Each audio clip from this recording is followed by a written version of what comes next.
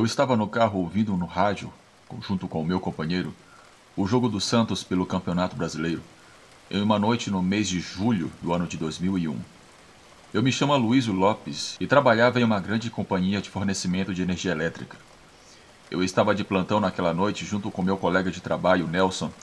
Recebemos um chamado da central que um residencial que havia sido construído há pouco tempo ficou sem energia elétrica.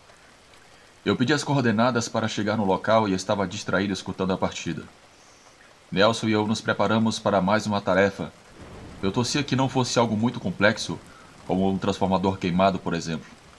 Mal imaginávamos que algo assustador nos aguardava.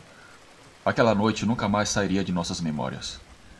Chegamos em uma área que as ruas eram de chão batido e um daqueles postes apresentava problemas que deixou o residencial sem luz. Estava um breu total. Exceto pela luz dos faróis da S10 que eu estava dirigindo e pelo foco de luz que Nelson apontava para todos os postes em que nós passávamos, tentando descobrir a causa do apagão. Eu estava dirigindo bem devagar. Houve um momento que Nelson pediu para que eu parasse. Um poste estava com um de seus componentes queimados. Paramos exatamente em uma parte que do lado havia matagal e muitas árvores, e do outro estava o fundo do residencial que tinha poucas casas ainda. Por sorte, nós tínhamos uma peça nova para colocar. Não levaria mais de 20 minutos para fazer o serviço e ir embora. Eu e meu companheiro descemos do carro. Eu apaguei os faróis do veículo e somente usava a grande lanterna para iluminar o poste danificado. Preparamos a escada.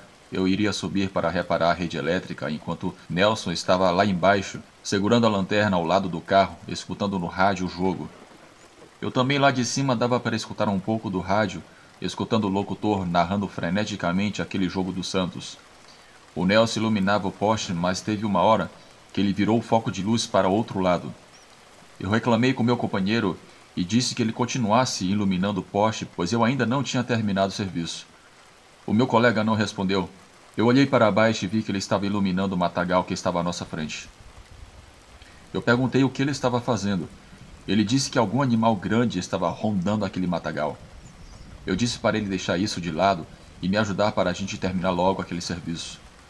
De repente o Nelson gritou para que eu descesse e entrasse no carro. Eu confuso perguntei o porquê, mas antes que eu obtivesse a resposta, eu vi um vulto negro vindo na minha direção e se chocou contra a escada, me derrubando no chão, a uma altura de quase 3 metros. Eu caí, ralei todo o meu corpo e vi atrás de mim uma criatura muito feia. Era um bicho meio desajeitado, que andava com as patas da frente meio que apoiadas nos cotovelos. Era muito peludo, muito fedorento, e sua traseira era empinada com patas de cachorro. O bicho parecia arrastar o peito no chão. A sua cabeça era algo tão feio que eu não sei descrever o que era, mas os seus olhos brilhavam como se fosse de um gato. Aquilo era algo de outro mundo. Me levantei e consegui entrar no carro. O Nelson já tinha entrado no carro e iluminava aquela criatura com a lanterna. Aquela coisa parecia não gostar de luz, pois tentava se esconder de novo no mato. Evitava a luz a qualquer custo. Eu fiquei tão horrorizado vendo aquilo que eu não sabia o que fazer. Eu demorei muito para raciocinar, ligar o carro e sairmos dali. Com muito custo eu liguei o carro, acendi os faróis e saímos levantando poeira. Eu nem quis saber. Deixamos a escada e algumas ferramentas para trás. Aquela criatura, por sorte, não tentou nos perseguir. Ela ficou ali parada. Chegamos na empresa e alguns colegas de trabalho se assustaram pois eu estava todo machucado. O Nelson inventou uma desculpa que nós sofremos uma tentativa de assalto e ladrões tentaram roubar o carro da empresa. Nossos colegas acreditaram na gente. Eu fui ao banheiro para me limpar. Eu não quis ir para o hospital pois eu não tive ferimentos graves. Eu e meu companheiro escapamos por sorte de uma criatura que afirmo que possa ser um lobisomem. Eu nunca imaginei passar por uma situação tão assustadora em toda a minha vida. Teve um colega de trabalho que, algumas semanas depois, me ligou e disse que sabia o que eu vi, pois ele já tinha escutado rumores de pessoas que moram naquele residencial, de que havia um lobisomem rondando a região e compreendeu por eu ter mentido dizendo que foi um ladrão. Ele sabe que se eu dissesse que fui atacado por um lobisomem e por ter deixado algumas ferramentas da empresa para trás, eu poderia perder o emprego. Passando-se alguns meses depois, eu pedi demissão e me dediquei a trabalhar em outra empresa. Mas eu nunca mais vou me esquecer daquele episódio fatídico. e afirmo a vocês que provavelmente eu vi um lobisomem naquela noite. Se não fosse o lobisomem, eu posso assegurar que não era uma criatura desse mundo e que o sobrenatural existe. Boa noite.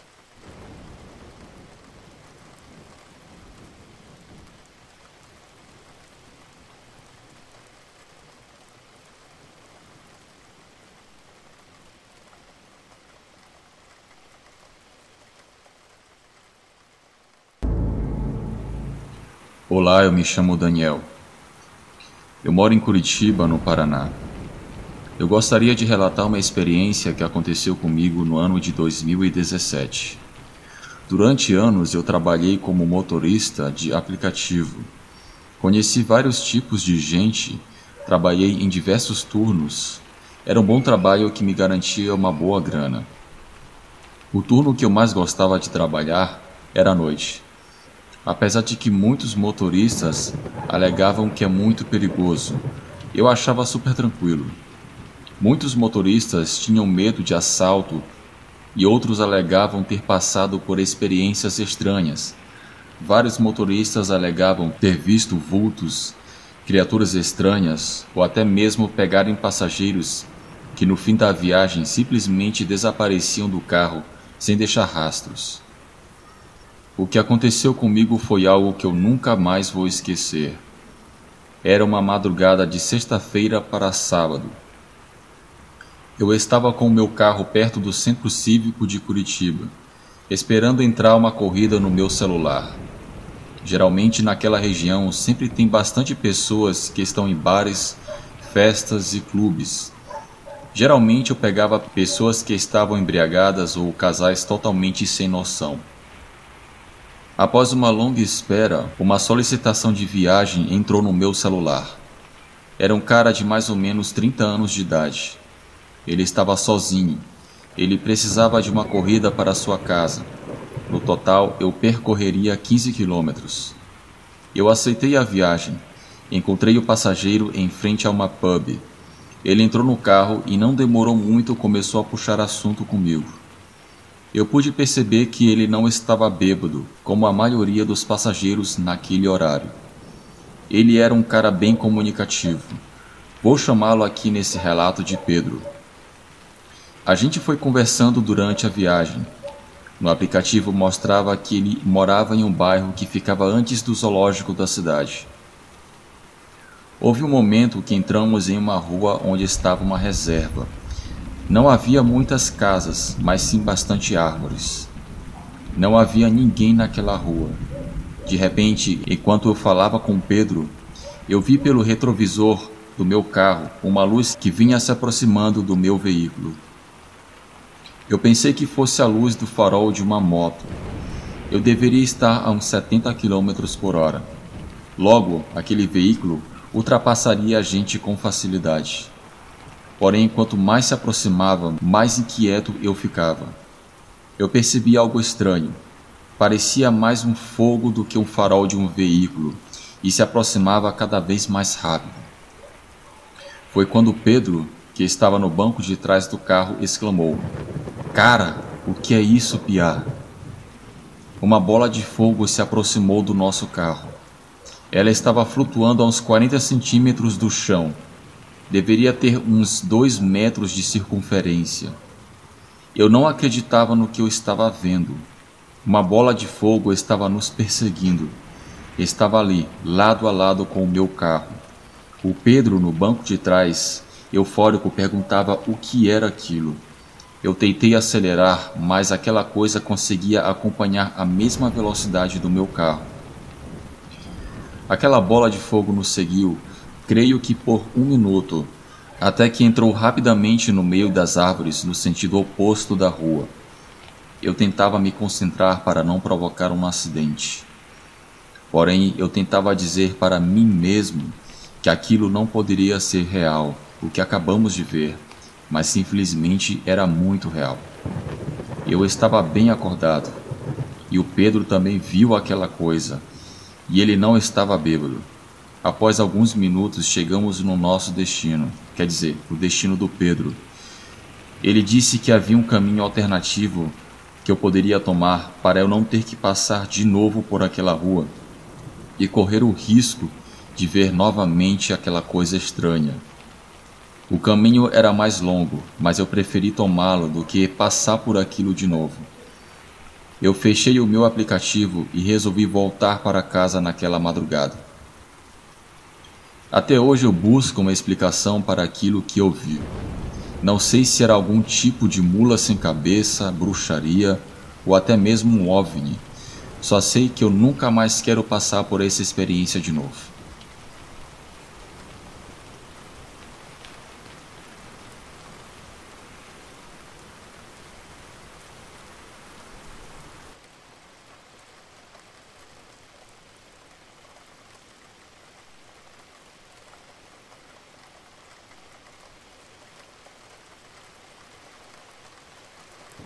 Olá.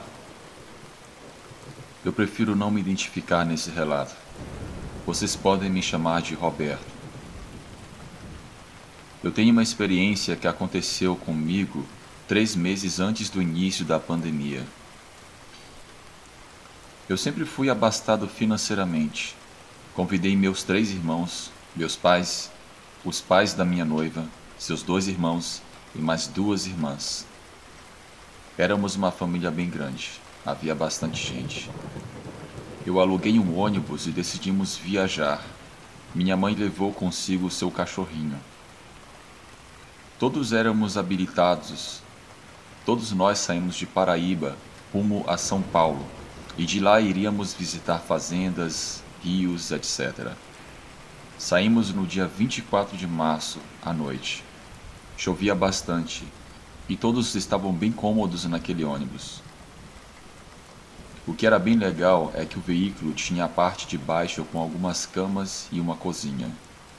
Era um tipo de ônibus trailer. Quando já tínhamos percorrido uns 300 quilômetros, minha mãe disse que ouviu uns grunhidos ao lado do ônibus.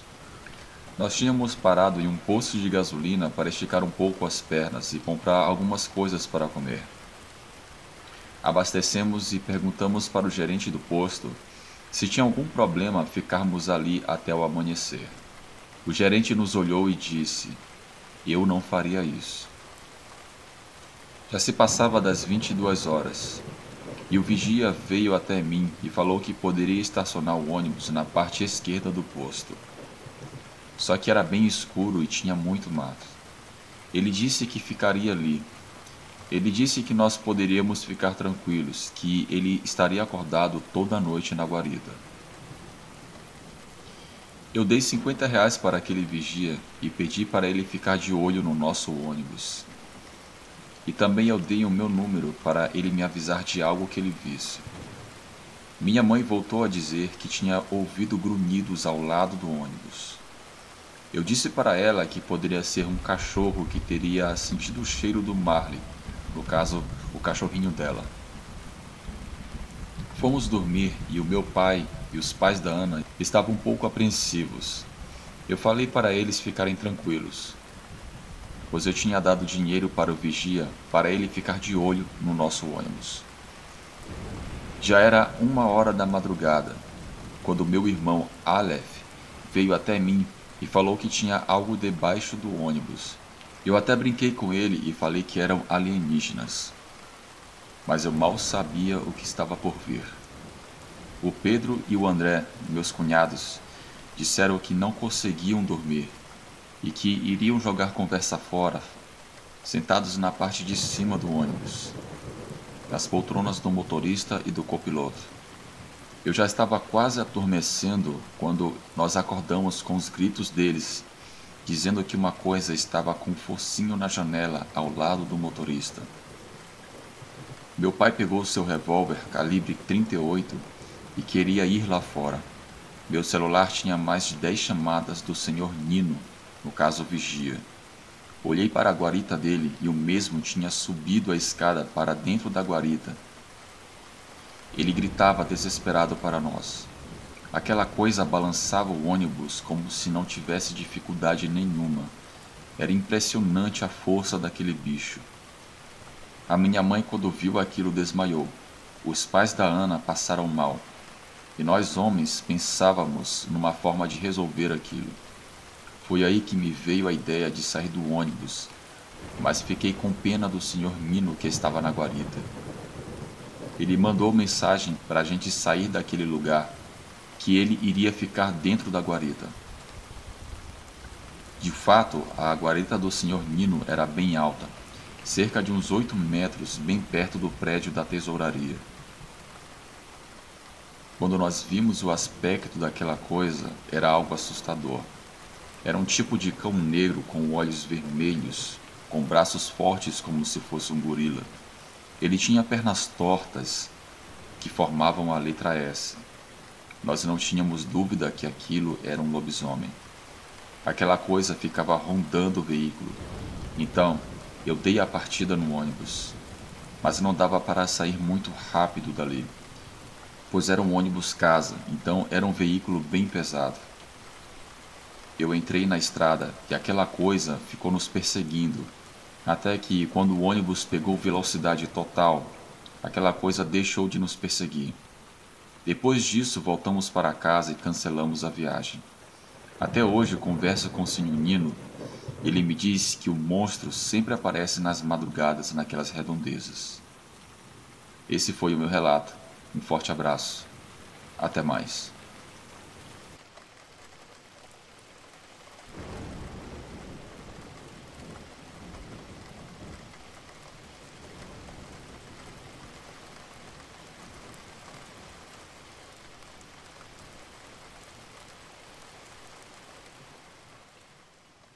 Eu sempre me considerei uma pessoa com rara capacidade de autocontrole.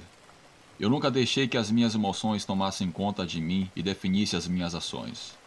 Graças à educação que recebi de meus pais, eu formei minha personalidade de tal forma que, no caso, eu sou quem domina meus impulsos e não o contrário. Peço desculpas se ofendo alguém a mencionar isso, mas em minha opinião, não existem pessoas mais fracas aquelas que não conseguem dominar seus impulsos e principalmente sua língua. Eu aprendi uma frase muito importante com o meu avô: no silêncio, você aprende. O silêncio é uma virtude. Estou mencionando isso porque ao longo dos anos, eu guardo um segredo que me aflige todos os dias e não suporto mais guardá-lo. Eu estou compartilhando essa experiência de forma anônima, ao menos para aliviar o peso da minha consciência. Há mais de 2 décadas me obrigaram a ficar calado, inclusive ameaçado, temo por minha vida. Por esse motivo não vou revelar o meu nome, a cidade e nem o país o qual eu vivo. Temo que talvez ao desenrolar desse fato alguém possa me identificar. Durante os anos me senti humilhado devido a um fato que aconteceu comigo. O que aconteceu comigo pode ser de grande utilidade para você proteger a sua própria vida, uma vez que infelizmente todos nós estamos vulneráveis a passar pelo que eu passei. Sei que muitas pessoas podem zombar do que eu irei relatar, mas são vocês que decidem zombar ou considerar um pouco sobre o assunto. Antes de começar, eu quero dar um conselho e peço que guarde bem essa informação. Independente se você acredita ou não, eles existem, estão aqui há séculos e nos observam sem nos darmos conta. Apenas o que eu posso dizer sobre mim é que eu sou militar aposentado do Exército, a mesma instituição que me expulsou. Era a madrugada do dia 25 de dezembro de 1979, em pleno Natal. Eu estava conversando com meu amigo de batalhão e de adolescência, que por respeito vou chamá-lo aqui de Carlos. Enquanto fumávamos nossos cigarros apoiados em um dos pilares que estávamos fazendo plantão naquela noite, um silêncio relaxante reinava em todo o quartel. Estávamos longe da cidade. Às vezes víamos fogos de artifício no céu estrelado. Para mim e Carlos não era a primeira vez que tínhamos que estar de plantão em noite de Natal. Enquanto Carlos falava comigo, ele tinha um olhar distante, distraído com seu isqueiro, talvez imaginando como seria a sua noite de Natal se ele pudesse passar junto com sua família naquela noite. Eu perguntei a ele se iríamos pescar se tivéssemos a oportunidade. Ele sorrindo me disse que seria o primeiro a pescar um peixe bem grande, e eu seria o primeiro a cozinhá-lo. Nossa conversa foi interrompida por mais fogos de artifícios que brilhavam no céu. Foi alguns segundos depois que percebemos um estranho fenômeno. Quando as últimas luzes se apagaram, havia uma que não se apagou. Ela permanecia brilhante e começou a fazer movimentos estranhos. Carlos me perguntou o que poderia ser aquilo. Obviamente aquilo não era um fogo artificial, e pelo seu aspecto tampouco poderia ser uma estrela. Aquilo alternava cores desde branco a azul e verde a branco. Aquilo era algo que eu não conseguia definir a princípio o que era.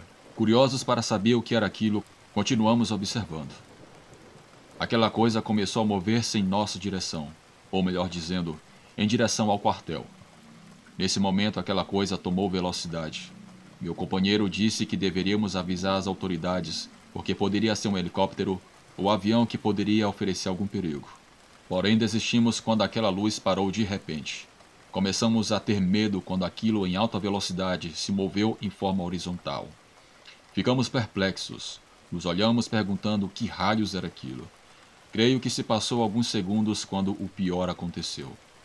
Começamos a escutar um zumbido. Por instinto, levei meus dedos aos meus ouvidos. Aquele zumbido continuava. O ar mudou, ficou pesado e fazia bastante calor. Aquele som ficava cada vez mais intenso. Estávamos na lateral do quartel. Não havia prédios perto dali, mas sim muitas árvores nas redondezas. Estávamos sozinhos naquela parte. O zumbido aumentou ainda a sua intensidade. Era tão insuportável que tapei meus ouvidos com as minhas mãos. Eu percebi de que alguma maneira aquele zumbido não vinha do exterior. Parecia vir de dentro da minha cabeça. Aquilo definitivamente não era algo normal. Aquele zumbido parou repentinamente. Um silêncio sombrio tomou conta do lugar, me deixando refém dessa experiência inimaginável em minha vida. Eu sentia que perdi todos os meus sentidos naquele momento. Não sentia cheiro de nada, nem mesmo o cheiro do forte tabaco que tínhamos acabado de fumar naquele momento. Eu tentei me virar para ver meu companheiro, mas eu não conseguia me mexer. Apenas podia mover os meus olhos, sendo a única forma que eu pude ver o Carlos. Eu via algo que eu não acreditava. Carlos andava em direção ao monte, porém ele fazia de uma forma totalmente esquisita e robótica. Ele somente mexia os seus pés ao andar. O resto do seu corpo estava rígido como o meu.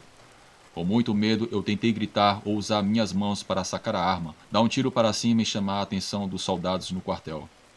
Porém, eu não conseguia mover, e minha voz tampouco saía. Algo invisível parecia me aprisionar. Uma luz potente e muito forte me deixou cego. Quando eu abri os olhos, eu estava deitado no chão, confuso e atordoado. Foi apenas um abrir e fechar de olhos. Agora tudo voltou a ser como era antes. O ar já não estava pesado. Eu conseguia me mexer e não estava fazendo mais tanto calor. Eu me levantei e corri até o meu companheiro também, que estava no chão a poucos metros. Ele acordou assim que eu toquei nele. O ajudei a levantar e ele perguntou o que aconteceu. Não entendíamos nada. Não tínhamos nenhum ferimento ou lesão. Estávamos em perfeitas condições de saúde. Rapidamente fomos em outro posto e falamos com outros 2 soldados. Eles disseram não ter visto e nem ouvido nada. Porém, ficaram preocupados a nos ver tão assustados. Segundo eles, nós estávamos pálidos e nos pediu que fôssemos até a enfermaria para ser examinados, pois era evidente que tivemos algum tipo de alucinação. Carlos e eu evitamos falar sobre tal fato novamente. Não queríamos ser motivo de chacota entre nossos colegas de farda, e muito menos ser entrevistados por autoridades. Apesar de que para outros soldados parece que foi apenas alguns minutos atrás. Porém, quando nós vimos no relógio, percebemos que passou-se 2 horas. Nessas 2 horas não temos ideia do que aconteceu. Nossas memórias foram apagadas nesse interim. Por sorte, nada estranho aconteceu e nos dias seguintes seguia tudo normal. Porém, o medo nos acompanhava em cada plantão ou patrulhamento. Após um mês mais ou menos, eu comecei a perceber um comportamento estranho no meu amigo. No grupo de soldados que dividiam o mesmo dormitório, também estava Carlos. Certa vez, uma noite após terminar o meu plantão, eu o vi em pé parado em frente à janela, olhando para fora. Me aproximei dele e em voz baixa lhe perguntei se ele estava bem. Ele, no mesmo tom de voz, sem tirar os olhos da janela, me disse algo totalmente sem nexo. Ele disse: "Eles estão lá fora, observando." Eu, sem entender aquilo, perguntei o que ele queria dizer, porém ele não me respondeu mais. Ele apenas voltou para sua cama e dormiu. Foi algo aleatório e confuso para mim. Essa foi a última vez que eu falei com meu amigo, ou pelo menos o Carlos que eu conhecia. Ele deixou de falar de modo extremo. Ele não pronunciava nenhuma palavra e se comunicava apenas com gestos. Ao passar dos dias, eu tentei convencê-lo que me dissesse o que estava acontecendo. Do nada, ele começou a se comportar de forma totalmente oposta. Os outros soldados diziam que ele começou a falar sozinho. Se comportava de maneira rude quando interagia com seus colegas. Pouco a pouco ele se tornou arrogante, mal-educado e cada vez mais fechado. Havia ocasiões que ele ria e tirava sarro de tudo e de todos. Muitas vezes eu presenciei Carlos tratando alguns soldados com total falta de respeito, como se todos para ele fossem inferiores. Consequentemente, meu amigo passou a ser odiado por todos no quartel. Uma certa tarde estávamos no campo de treinamento. Sem querer, um soldado esbarrou em Carlos, que caiu no chão. O soldado pediu desculpas logo em seguida e estendeu a mão para ajudá-lo a se levantar. Porém, Carlos, olhando nos seus olhos, agarrou um dos dedos do seu companheiro e torceu até quebrá-lo.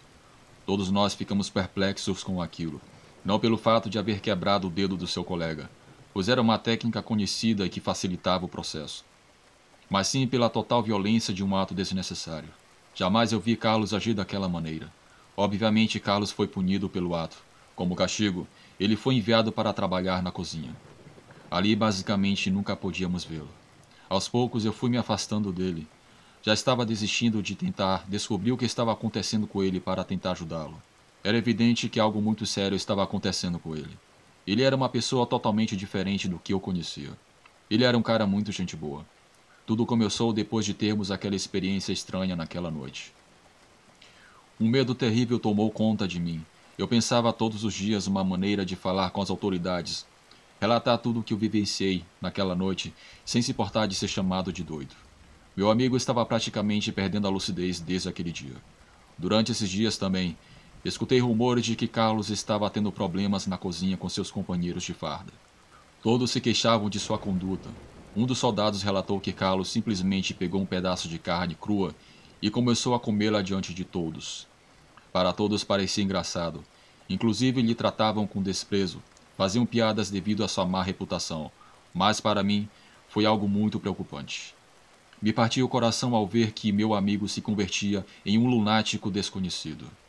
Em uma certa tarde, eu estava em um escritório, organizando alguns arquivos. A porta estava aberta e um dos soldados me viu e começou a rir e disse que estava me procurando. Ele dava gargalhadas e me recomendou que eu fosse até o banheiro ver o meu amigo. O soldado disse que se as autoridades soubessem o que ele estava fazendo lá, imediatamente lhe dariam baixa por ser considerado louco. Eu fui até o banheiro preocupado, imaginando todos os bons momentos que eu tive com o meu amigo, momentos felizes que tivemos na adolescência. Quando eu abri a porta do banheiro, eu o vi em um canto. Carlos estava sentado no chão com um gato em suas mãos, o que às vezes era comum desses gatos entrarem por alguma janela que se encontrava aberta. Literalmente, Carlos estava comendo o pobre animal vivo. Ainda era possível ver o pobre animal mexendo as suas patas, lutando pela sua vida, tentando escapar das mãos de Carlos. Nessa mesma noite eu falei com um dos meus superiores. Eu contei tudo o que aconteceu, desde a luz que vimos no céu até o lapso de memória em que não conseguíamos lembrar de nada nas 2 horas seguintes. Para o meu espanto, o meu superior fez algo inesperado. Em um tom sério, de ameaça e quase me xingando, ele me ordenou a nunca mais falar sobre esse ocorrido com ninguém, se eu quisesse ainda permanecer no exército. Naquela noite eu não consegui dormir. Não importava a ameaça que eu recebi. O que me chamou a atenção foi a maneira que ele reagiu. Me fez notar que ele acreditou no meu relato.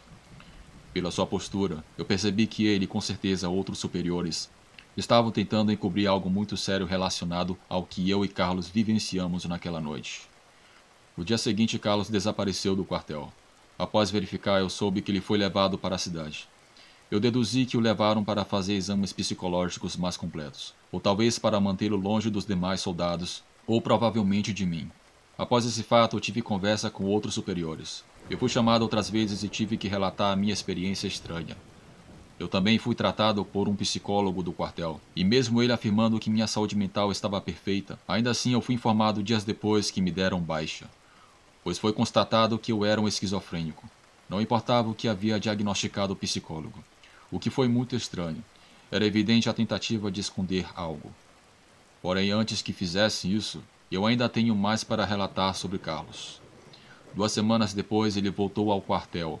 Entre todos, eu fui o único que me alegrei a vê-lo. Estávamos no refeitório quando eu cheguei perto dele para avisar o que tinha acontecido comigo. Eu tentei fingir que nada aconteceu. Eu sorria e mostrava ser amistoso para quebrar o gelo. Eu perguntei como ele estava, porém, mais uma vez ele me fez lembrar que ele nunca mais voltaria a ser o mesmo. De maneira fria e arrogante, ele me deu uma resposta que me deixou perplexo. Ele disse: "Vocês são fáceis de manipular. É por isso que estão cada vez mais decadentes." A última vez que eu vi Carlos foi em um dos dormitórios quando me avisaram que ele havia brigado com outro soldado. Era o mesmo soldado que lhe havia quebrado um dedo. Eu não estava presente na hora, mas provavelmente aquele soldado aproveitou a oportunidade para tirar a satisfação e se vingar. Quando eu cheguei, a briga já tinha terminado. Todos que estavam ali estavam aterrorizados vendo aquela cena. De um lado estava aquele soldado no chão, já sem vida, ainda sangrando devido aos ferimentos. Pedaços de carne foram arrancados de seu rosto e pescoço. Do outro lado estava Carlos sentado no chão. Com suas mãos ele limpava o sangue que escorria da sua boca, enquanto mastigava um pedaço de carne que arrancou do soldado já sem vida. Carlos também saiu ferido. Ele sangrava pelo nariz. Porém, o mais assustador foi ver o líquido que saía do seu nariz. Carlos não parecia humano. A cor do seu sangue era tipo roxo bem escuro. Em questão de 1 hora, todos do quartel se mobilizaram em uma operação massiva. Éramos 9 soldados em total que testemunhamos aquele ocorrido com Carlos. Aquela cena bizarra. Fomos levados até uma sala onde esperamos para sermos interrogados pelos nossos superiores. Alguns superiores vieram de outras cidades após saberem do ocorrido. Um a um fomos chamados para falar com os superiores. Ninguém voltou para a sala onde estávamos. Eu fui o último a ser chamado. Eu estava ali diante das máximas autoridades militares do país. O que disseram para mim, suponho que foi o mesmo para todos os outros soldados. Um deles me disse: "Um soldado perdeu a vida em um lamentável acidente. Ninguém estava naquele banheiro. Ninguém viu Carlos sangrar. Nada aconteceu. Ninguém sabe nada." Assim foi o que me disseram. É impossível viver uma vida normal nessas circunstâncias. No dia seguinte, Carlos novamente desapareceu. Das 9 testemunhas desse ocorrido, somente eu permaneci no quartel. Os outros foram transferidos para outras cidades e estados, impossibilitando qualquer forma de comunicação. Eu nunca mais tive notícia de nenhum deles. Depois disso, me deram baixa do exército, me fazendo lembrar daquela advertência. Hoje em dia, eu sou o único sobrevivente desse grupo. Por isso eu temo por minha vida, mas ao mesmo tempo me motiva a falar do que aconteceu. Carlos desapareceu da face da terra depois do que fez. Ou talvez o meu amigo desapareceu naquela mesma madrugada quando tivemos aquela experiência, sendo substituído sabe-se lá por quem, mas eu garanto a vocês que não era humano. A luz que vimos naquela madrugada foi algo sinistro, algo de outro mundo. Vivenciamos a sua presença sobre nós. Apesar de não haver me deixado marcas, hoje eu tenho certeza que nós fomos abduzidos por algo de fora da terra. Às vezes, hoje em dia, eu percebo esse mesmo zumbido, em especial nas noites estreladas. Não importa onde ou com quem. Eu sempre tenho a sensação de estar sendo observado por alguém ou por vários. Provavelmente naquele momento, quando aconteceu aquilo, meu amigo foi substituído por algo estranho. Por isso ele me dizia que eles estavam ali. Hoje eu creio em OVNIs e aliens. Inclusive eu conheci um que gostava de degustar a carne, entre elas a humana.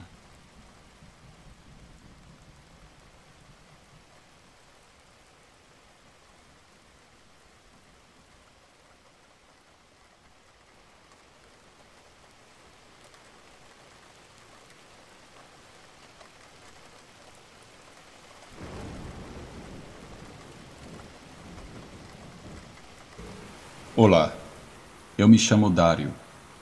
Eu moro em Vitória, no Espírito Santo. O que eu vou relatar não aconteceu comigo, mas sim com meu irmão mais velho, que eu prefiro não revelar o seu nome. A princípio parece algo cômico, mas a maneira como tudo aconteceu foi traumática e aterrorizante. Tudo aconteceu no ano de 1997. Meu irmão naquela época conheceu uma moça muito bonita que aqui vou chamá-la de Sabrina. Eles se conheceram no interior do estado, na época de São João, e começaram a namorar. Após 1 ano e meio de namoro, eles resolveram morar juntos. O meu pai cedeu para eles uma casa que ficava no fundo da casa dos meus pais. Nos primeiros meses que eles estavam morando juntos, tudo estava indo às mil maravilhas. Meu irmão conseguiu um bom emprego como ajudante de mecânico em uma empresa de ônibus. E a Sabrina conseguiu um trabalho como caixa em um supermercado. Porém, meu irmão, desde adolescente, Sempre foi um cara muito festeiro. Gostava de tomar uma cachaça e sair para festas. Às vezes ele chegava em casa de madrugada, bêbado, e minha cunhada ficava sozinha em casa o esperando. E quando ele chegava em casa, logo começava uma briga entre o casal. Infelizmente, com o passar do tempo, as coisas foram piorando. Até que uma certa noite, meu irmão passou por uma experiência que ele afirma que nunca mais vai se esquecer e que mudou a sua vida para sempre. Houve uma certa noite de sexta-feira que meu irmão chegou bêbado em casa. O pior foi que ele havia gastado o dinheiro que era para pagar a conta de energia da casa. Aquilo foi a gota d'água para Sabrina, e eles tiveram uma outra briga. Nesse dia, eu estava na casa dos meus pais, e nós podíamos escutar a briga deles da cozinha da casa dos meus pais. Nós escutamos quando meu irmão tentou bater na minha cunhada. Nisso, eu, meu pai, nos levantamos e fomos até a casa deles. Eles entraram em luta corporal. Nós entramos e vimos algo que até parece cômico. A minha cunhada estava dando uma surra no meu irmão. Ela contou que meu irmão tentou batê-la, mas ela conseguiu escapar. E aproveitando que ele estava bêbado, deu um golpe certeiro em sua cabeça com uma panela de pressão. Ele caiu sentado no sofá e Sabrina lhe deu vários chutes em seu estômago. Tivemos que separar a briga dos dois. Levamos meu irmão para a casa do meu pai. A minha mãe ficou cuidando e conversando com a Sabrina. Após alguns minutos que ele estava calmo, ele se levantou e disse que iria sair. A gente falou que era melhor ele dormir na casa do meu pai, mas ele saiu doido pela rua e desapareceu. Nós pensamos que ele foi beber de novo. Meus pais conversaram com a Sabrina para ver se ela estava bem. Ela disse que iria se separar do meu irmão e iria voltar para o interior do Espírito Santo. Porém, o pior estava por vir. Depois da meia-noite, eu fui dormir. Meu irmão ainda não tinha chegado em casa. Quando foi por volta de 1h30 da manhã, mais ou menos, eu escuto alguém bater na porta desesperado, pedindo para abrir. Era meu irmão. No susto, eu me levantei e fui até a sala. Meu pai já estava lá, abrindo a porta para ele. Ele entrou desesperado. Ele estava sem camisa, estava muito ferido, como se tivesse sido atacado por um animal muito grande. Ele estava chorando em estado de choque e ele havia defecado nas calças. A gente perguntava o que tinha acontecido, mas ele não conseguia falar. Minha mãe preparou um copo de água com açúcar e depois de muito tempo foi que ele conseguiu se acalmar e pouco a pouco foi nos explicando o que aconteceu. Eu nunca tinha visto meu irmão daquele jeito. Ele sempre foi um cara metido a durão. Para ele estar daquele jeito deveria ser algo muito grave. Ele disse que depois que saiu da nossa casa, ele foi para um bar para encher a cara novamente. Ele ficou lá bebendo por algumas horas, até que decidiu voltar para casa. No caminho, ele resolveu pegar um atalho que sempre pegava para chegar em casa mais rápido. Esse atalho era um caminho estreito por dentro de um terreno abandonado. Havia mato de ambos os lados. Foi quando ele começou a escutar passos de algo muito pesado andando por dentro do mato, como se o estivesse acompanhando. Ele ficou desconfiado, mas continuou andando. Foi quando ele escutou um tipo de gemido assustador, e aquilo começou a correr na sua direção. Meu irmão ficou tão assustado que até tinha passado o efeito da bebida. Ele começou a correr pensando se tratar de um boi bravo, que estava passando por ali, mas não deu tempo. Aquela coisa era muito rápida. Quando passou por ele, deu uma rasteira no meu irmão, que ele caiu no chão. Meu irmão afirma que deu tempo de ver um vulto negro se movendo muito rápido. Quando meu irmão se levantou, com a ajuda do céu estrelado daquela noite, ele viu a coisa mais horrível de sua vida. Havia uma criatura de quase 2 metros de altura, em pé em 2 patas como se fosse uma pessoa. Suas patas traseiras pareciam quebradas. Tinha o tronco pelado, mas a parte superior do seu peito era coberta por muitos pelos escuros. Segundo meu irmão, aquilo tinha uma cabeça canina, mas o detalhe mais bizarro é que os seus olhos eram como de um cão, porém eram esbugalhados, como se não coubesse nas cavidades oculares, como se estivesse prestes a explodir. Segundo ele, aquela coisa fedia muito. Estava ali o encarando, mostrando seus dentes enormes. Por sorte, o meu irmão achou um pedaço de ferro que estava no chão, e a criatura veio para cima do meu irmão e começou a atacá-lo. O meu irmão viu que aquela criatura iria matá-lo. Era questão de tempo.